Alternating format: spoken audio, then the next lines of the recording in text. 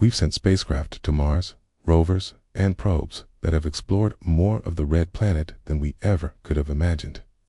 But what if we went to the next step and actually colonized it?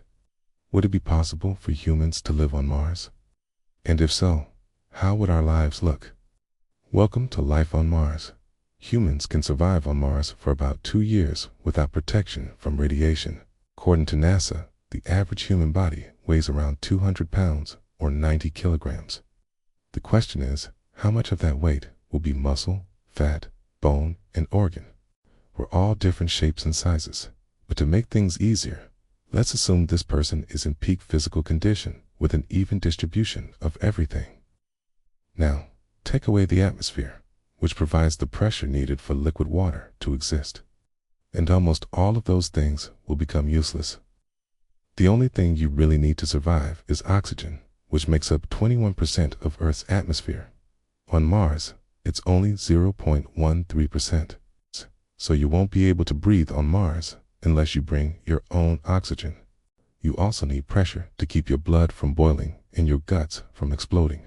If you were to equalize the Martian atmospheric pressure, which is very low at 6.4 millibars, with the pressure in your veins, your blood will start to boil at 22 degrees Fahrenheit or -5 degrees Celsius. At that point, you'd start to experience hypoxia or oxygen starvation. Your organs, especially the brain, need oxygen to work. Without it, you wouldn't last more than a few minutes. And that's not to mention the cold. Mars has an average surface temperature of -81 degrees Fahrenheit, which is 62 degrees Celsius. The temperature gets even colder at night, so we'll need to bring all our own air, water, and warmth. In theory, it's possible to do that by sealing someone inside a spacesuit, helmet and all, and sending them straight to the red planet. But wouldn't they be pretty lonely?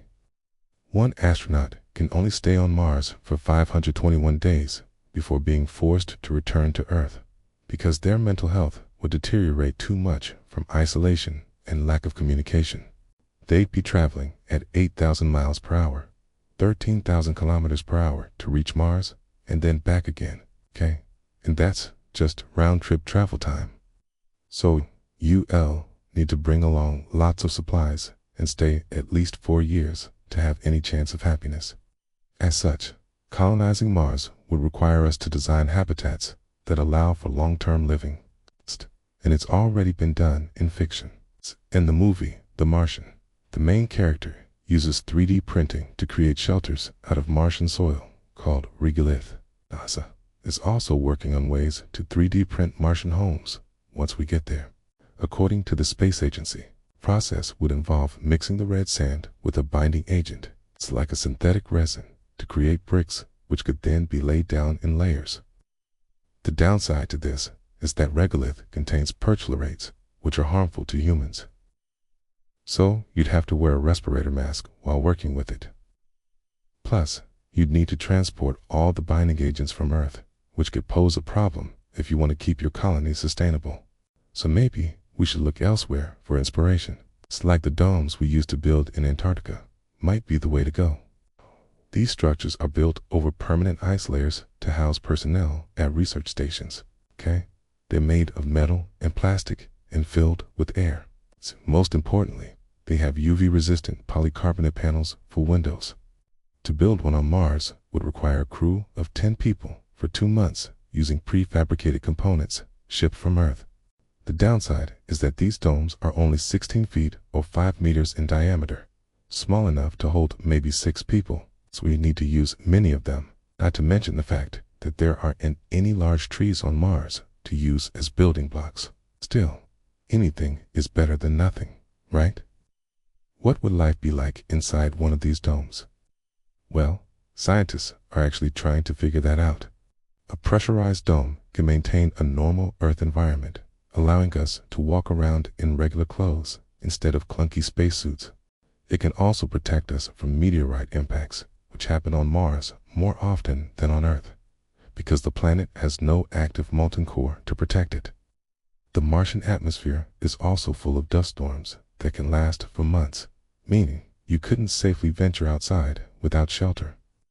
A dome would also protect you from cosmic radiation, which is much more intense on Mars than on Earth, because the planet has no active molten core to act as a shield.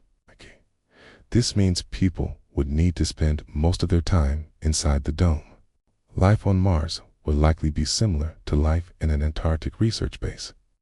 There would be bunks for sleeping, a mess hall for eating, and plenty of equipment for conducting experiments. The big difference would be the view outside your window. Instead of endless white snow, you'd see a rusty red desert with distant Olympus Mons looming in the distance. It's the tallest known mountain in the solar system, standing 22 miles, 35 kilometers high. But what about food? No one has grown plants on Mars yet. The question is, could they be grown inside a dome? There are several ways we can grow food in space, including hydroponic farms, which don't use soil or pesticides. Plants are placed inside nutrient-filled water and exposed to artificial light. Hydroponic farms could theoretically be used on Mars, but first, we'd have to ship all the necessary equipment from Earth. It would also take weeks to set up and months to get a harvest. So what about something quicker? How about algae farms? Algae grows quickly and easily. All it needs is sunlight and carbon dioxide. Algae could be eaten as is or processed into other foods. Even if it doesn't taste good, it still has nutritional value. Another option is a Martian greenhouse. Just like Earth greenhouses, they'd use artificial lights and climate control systems to grow food. Unlike Earth greenhouses, they'd use Martian soil, regolith, where the topsoil is mixed with compost and fertilizers to create a substance suitable for plant growth. Because of its thin atmosphere, Mars receives 42% less carbon dioxide than Earth, which could affect photosynthesis. So plants would have to be genetically modified to thrive under Martian conditions. The same goes for their root structure. Since Mars' gravity is weaker than Earth's, plants would have to be altered so that they don't fall over. No matter what we end up using, growing food on Mars would be extremely difficult. And even if we did, food would likely be rationed until we could ship more supplies from Earth. In the meantime, crews would probably eat freeze-dried meals, much like astronauts on the International Space Station. Eventually, though, we'd need to find a way to grow food on Mars, independent of Earth, if we ever wanted to leave Earth for good. That brings up another. What if everyone on Mars eventually died? Could the colony continue on with new life forms? Maybe we should ask some cockroaches.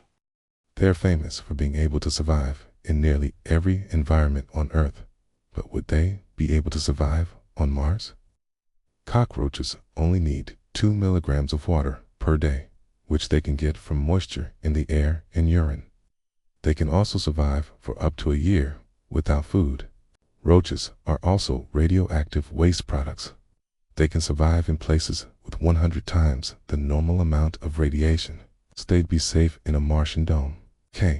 Because they lay eggs, they could easily repopulate after a mass extinction event. In other words, cockroaches would be perfect pioneers for Mars if we could somehow bring them there. That is, since they can carry diseases that are harmful to humans. Speaking of disease, no one has ever gotten sick on Mars, so we don't know how well the human body would cope with Martian gravity, air, and water. We do know that bones lose density in space, making astronauts more prone to fractures. So if that happens on Mars, we'd have to develop new treatments. Luckily, the European Space Agency has been studying countermeasures to bone loss in space. Their data suggests that 30-minute treadmill sessions 3 times a week can combat bone loss. Of course, the most likely scenario is that no one will live on Mars anytime soon. The closest we've come to putting humans on the red planet is SpaceX plans to send the first cargo ship to Mars in 2022, followed by a human mission in 2026. That's all assuming Starship. Their massive rocket can be developed and tested in time.